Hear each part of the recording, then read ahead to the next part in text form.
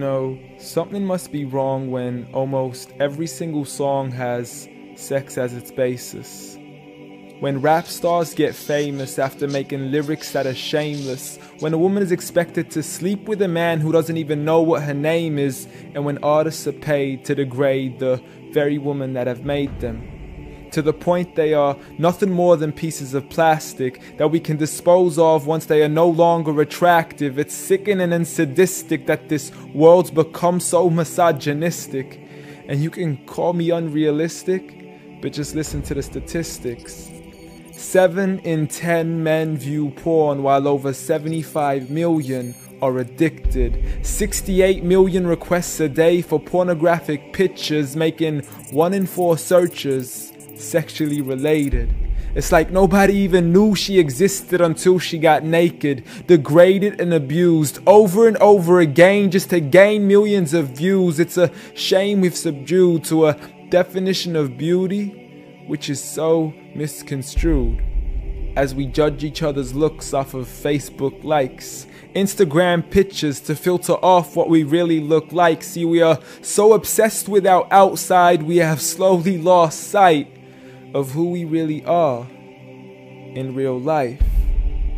I mean, it's sad to see so many teens lose their self-esteem. Looking at these magazines thinking they have to look like what they see. Please, you are worth much more than a 2D image on a screen. You are a living, breathing human being. If only you knew what you really mean. Just look into your history books and begin to read of all the girls in the world who are capable to achieve, and you will surely see with certainty females like Fatima al-Fihri, who opened the first ever university, Rufayda al-Islamiyya, the first nurse to perform surgery, and Aisha bint Abi Bakr, the greatest female scholar in eternity. It's a shame you probably haven't even heard of these great female prodigies.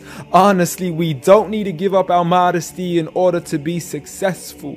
For you are worth much more than a commodity that is sexual. You have so much more potential if only you knew your worth.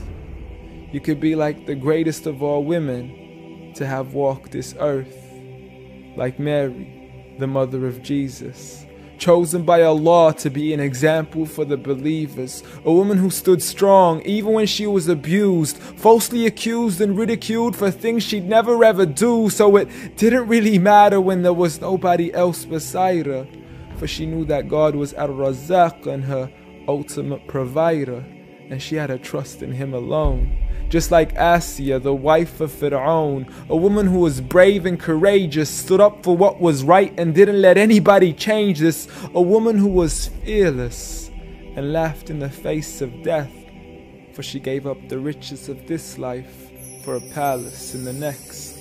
Next up, Khadija, the mother of the believers, a wealthy merchant who had nurtured the Prophet for over 25 years, his first wife, the love of his life, and the mother of his kids. She was the first to believe in him when nobody else ever did. She just is, beyond any words that can make you understand. So much so that even Allah sent her His salam. She was grand, and Allah assured her, just like her daughter, Fatima, the master of all women in paradise, a woman who would shine so bright she was nicknamed as Zahra, the splendid one with the most generous of hearts, a woman who gave up so much of her food she had no choice but to fast. She would fight on behalf of her father even as a little girl.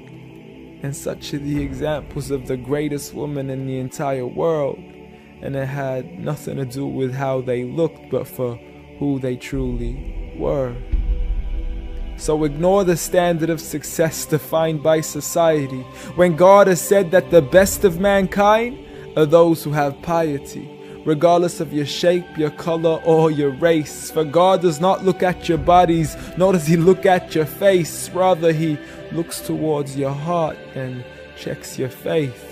So at the end of the day, it doesn't matter what the people say or who they think you are, when you could be like the greatest of all women in the eyes of Allah. The greatest woman